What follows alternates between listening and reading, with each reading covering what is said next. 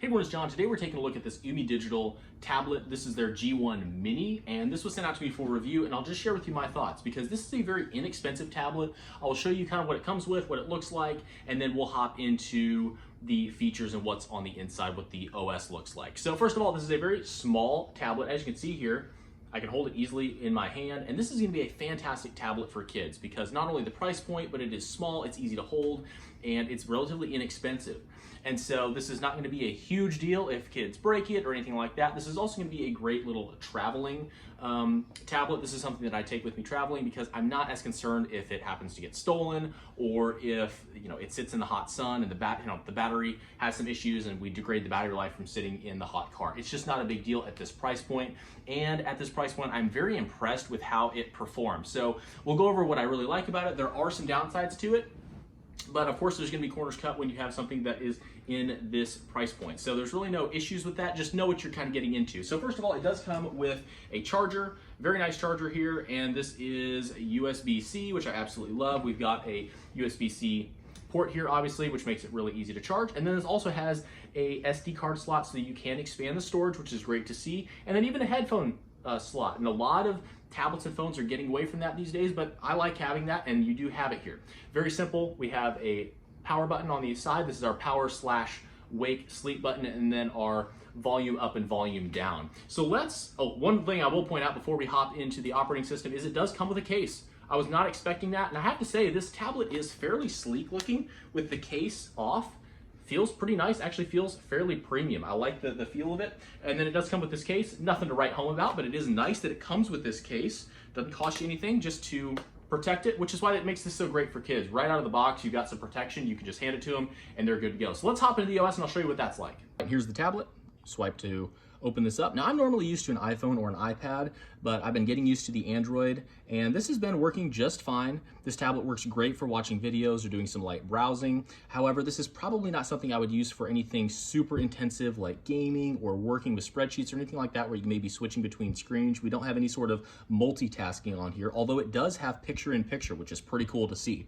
And I'll just show you what it looks like. We'll open up YouTube here, and I'm gonna see every once in a while you will get a little bit of a stutter, and we'll see if we can get it to do it here. For the most part, it's fairly fluid, but you can see a little bit of a stutter right there. Not a huge deal. It's really what I would expect with a tablet of this price point. And like I said, this works great for just watching videos and doing some light browsing.